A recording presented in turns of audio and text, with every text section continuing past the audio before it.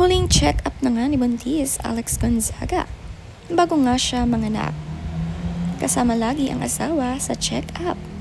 Mukhang magiging August baby nga ang kanilang baby. Sabi nga ni Alex, enjoy ang kanyang pregnancy dahil mayroon siyang asawa na sobrang maalaga at masunurin pa.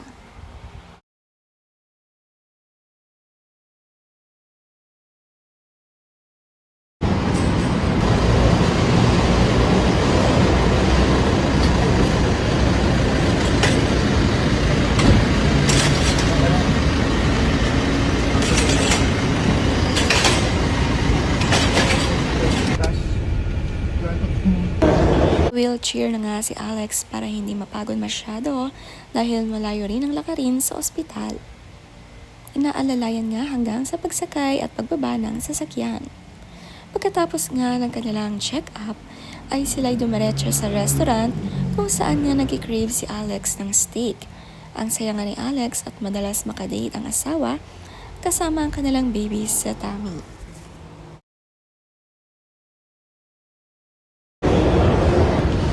Kayo na punta pa kayo naman.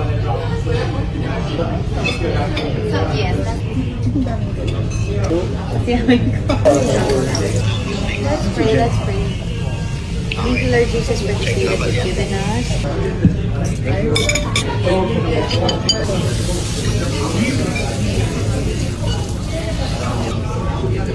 Isang pakipaglaban mo.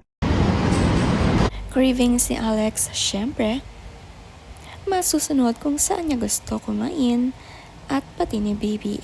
Masyado ngang nagtakaw si Alex ngayong buntis. Ganito nga talagang ibang buntis, lalong gumagana kumain. Pero ang iba naman nawawalan ng gana. Syempre bago kumain ay pray nga muna sila.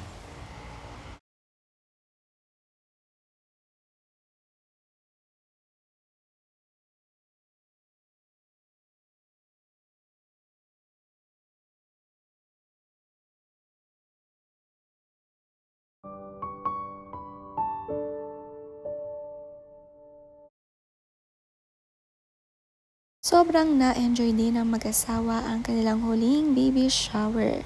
Sa dami nga ng baby shower ay hindi na mabilang. Marami talagang masaya para kay Alex at Mikey.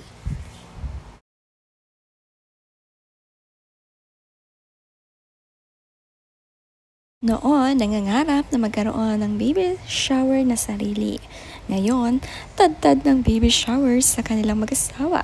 Pati mga fans, kaibigan, kapatid, kapamilya ay binigyan nga sila ng isang napakagandang baby shower.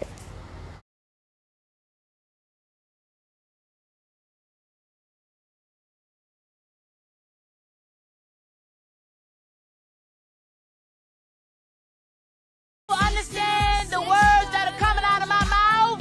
Nakagawa naman ng short video clip itong si Alex Gonzaga, quick video explaining her enjoyment sa pregnancy. Lahat ng kanyang request na susunod palagi. Pati ang paggawa ng mga video vlogs, thankful na napakabait ng kanyang napangasawa. Pareho nilang pinag-pray ito. Napakatyaga ni Mikey mag-alaga. Palagi ngang inaalalayan sa hagdan, paakyat at pababa. Naka-wheelchair din nga itong si Alex sa bahay. Pinapakain, sinusuklayan din si Alex ni Mikey. Mamimiss nga ni Alex ang ganitong treatment sa kanya kapag nanganak.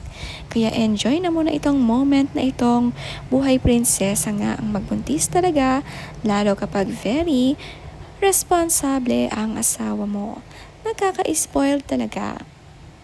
Sabi nga ng netizen sa video na ginawa ni Alex, the best yung last part with Uncle Jojo.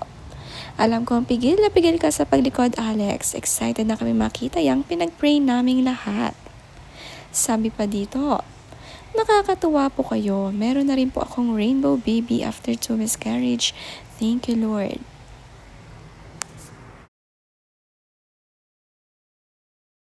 Sabi pa nga dito, queen treatment. Talagang tila reyna nga ang pag-aalaga nitong si Mikey kay Alex. Sobrang nakakahappy talaga ng puso na makita ang matagandang pinagpapanalangin na lahat ng blessings para kay Alex at Mikey. Ngayon, waiting game na lang para kay baby.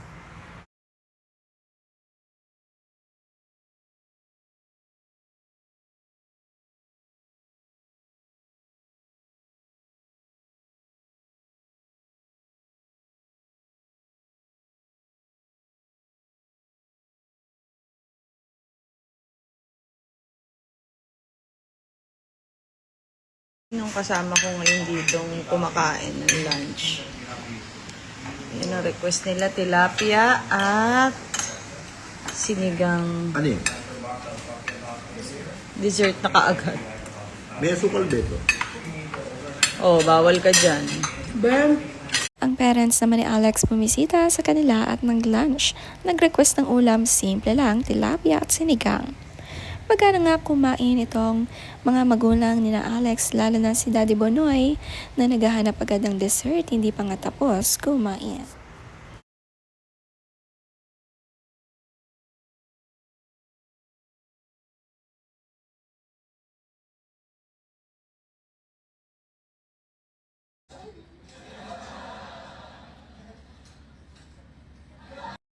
Alex, busy pa sa panonood ng TV at si Mikey tulog na palagi ngang magkatabi matulog. Dahil si Mikey ay pumapasok na sa trabaho bilang Vice Mayor, ay maaga itong matulog. Si Alex, ito ang pinagkakaabalahan sa gabi ang kanyang pampaantok manood ng TV.